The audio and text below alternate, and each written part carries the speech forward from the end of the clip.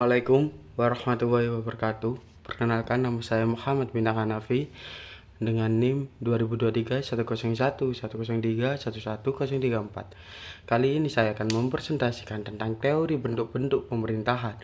Dalam kajian ilmu negara, teori mengenai bentuk-bentuk pemerintahan telah berkembang sejak zaman klasik Yunani kuno hingga era modern. Para pemikir mengklasifikasikan bentuk pemerintahan berdasarkan berbagai sudut pandang, mulai dari jumlah orang yang memegang kekuasaan hingga kualitas pelaksanaan kekuasaan tersebut.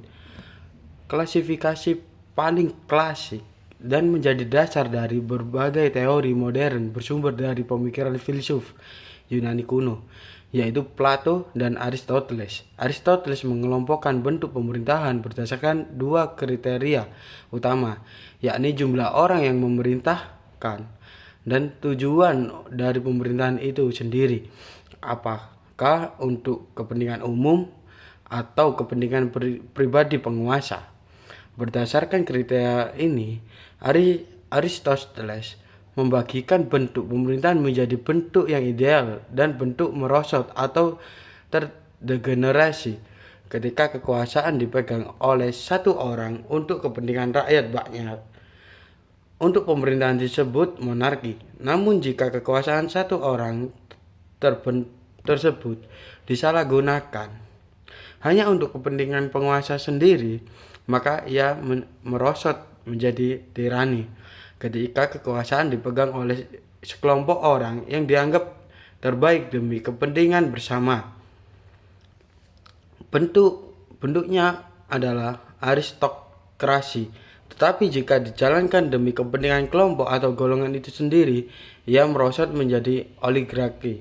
Terakhir, apabila kekuasaan berada di tangan rakyat banyak untuk kepentingan seluruh warga, bentuknya disebut politeia atau demokrasi yang ideal.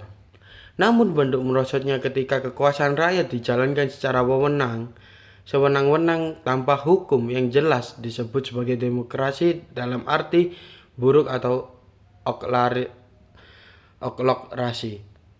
Selain mazhab klasik tersebut, perkembangan ilmu negara modern juga mencatatkan kontribusi dari para pemikir kenamaan seperti Niccolo dan Hans Kelsen. Pandangan yang pragmatis menyederhanakan bentuk pemerintahan dunia secara dikotomis menjadi dua bentuk utama, yaitu monarki dan republik. Menurutnya, segala bentuk pemerintahan di dunia ini pada hakikatnya berakar pada salah satu dari dua model kekuasaan tersebut. Di sisi lain, sarjana hukum modern seperti Hans Kelsen melihat bentuk pemerintahan dari sudut pandang hukum dan cara pembentukan norma hukum di dalam suatu negara. Kelsen membedakan untuk pemerintahan utamanya berdasarkan proses pembentukan kehendakan negara yang kemudian populer di kotomikan menjadikan bentuk monarki dan republik, di mana monarki dicirikan oleh pengangkatan kepala negara berdasarkan garis keturunan atau warisan, sementara republik dicirikan oleh kepala negara yang dipilih melalui proses pemilihan umum berdasarkan kedaulatan rakyat. Dalam praktiknya, ketatanegaraan teori-teori klasik dan modern tersebut mengalami pergeseran dan penggabungan dengan sistem distribusi kekuasaan horizontal antara eksekutif dan legislatif, yang melahirkan bentuk pemerintahan modern seperti sistem parlementer dan presiden dan campuran. Meskipun demikian, akar teoritis dari seluruh sistem modern tersebut tetap berpijak pada bagaimana kekuasaan dikelola, siapa yang memegang kendali tertinggi, dan untuk siapa kewenangan tersebut dijalankan demi tercapainya tujuan bernegara tersebut.